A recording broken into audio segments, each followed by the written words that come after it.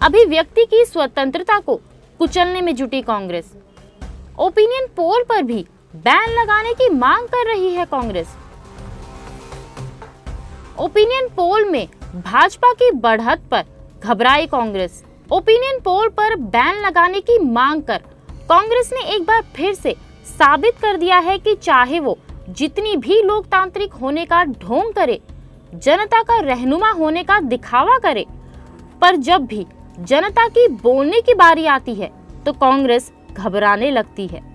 अब जब कुछ राज्यों में चुनाव का बिगुल बज चुका है, हर तरफ भाजपा की लहर दिख रही है। ओपिनियन पोल में भाजपा सभी राज्यों में क्लीन स्वीप करती हुई दिखाई दे रही है, तो कांग्रेस बेचैन हो उठी है और इसी घबराहट में उसने चुनाव आयोग को पत्र लिख ओपिनियन पोल पर बैन लगाने की मांग कर रही है। कांग्रेस के इतिहास पर भी नजर डालें तो हर बार कांग्रेस ने जनता की अभिव्यक्ति की स्वतंत्रता को कुचलने की कोशिश की है, चाहे वो इमरजेंसी का दौर हो या आज के हालात हो। कांग्रेस में अब भी कोई बदलाव नहीं हुआ है। तो आइए जानते हैं आम जनता पर कब कब चला है कांग्रेस का दमन चक्र।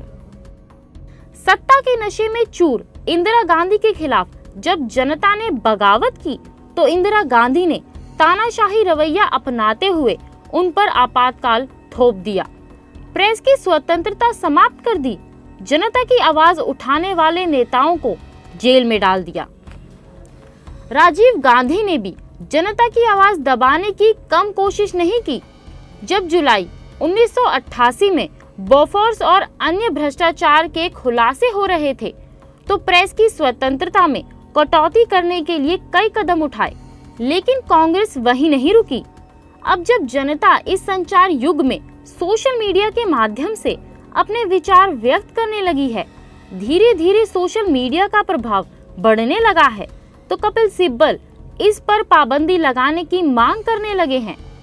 और अब जनता आने वाले चुनाव में कांग्रेस को पूरी तरह नकारने जा रही है और ओपिनियन पोल पर पाबंदी लगाने की जी तोड़ कोशिश कर रही है कांग्रेस। तभी तो नरेंद्र मोदी ने अपने ब्लॉग के जरिए चिंता जाहिर की है। मेरी चिंता ओपिनियन पोल पर प्रतिबंध लगाने के प्रस्ताव तक ही सीमित नहीं है। कल को इसी तर्क के आधार पर कांग्रेस चुनाव के दौरान लेख, संपादकीय लेख और ब्लॉग पर भी प्रतिबंध लगा सकती है। यदि वो चुनाव हार जाए तो निर्वाचन आयोग पर प्रतिबंध लगाना चाहेंगे और यदि अदालत उन्हें सहयोग ना दे तो कहेंगे कि अदालत पर भी प्रतिबंध लगा दो।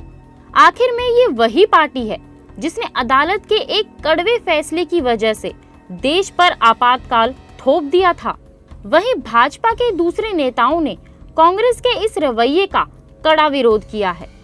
सारे ओपिनियन पोल अगर नरेंद्र मोदी और राहुल के तुलना में अत्यधिक लोकप्रिय बताते हैं तो कांग्रेस को हजम नहीं हो रहा है। भारतीय जनता पार्टी की बढ़त से घबराकर कांग्रेस जानबूझकर ओपिनियन पोल पर पाबंदी लगवाना चाहती। जब तक इनके हक में चीजें हैं तो उसका फायदा उठाओ, जैसे ही जो चीजें इनके खिलाफ होती जाए तो वह फासिस्टवादी जो इनका मानसिकता है उसी के तहत ये लोग काम करते हैं। आज जब देश महंगाई की आग में झुलस रहा है, बेरोजगारी आसमान छू रही है, जनता बेहाल है, पर कांग्रेस को इन सब बातों की कोई फिक्र नहीं है।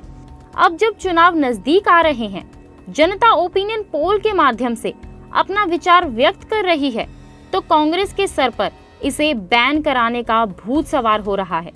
अब तो ये पूरी तरह स्पष्ट हो गया है कि कांग्रेस के राज में न आम आदमी सुरक्षित है और न ही जनता को संवैधानिक अधिकार देने वाला फ्रीडम ऑफ स्पीच।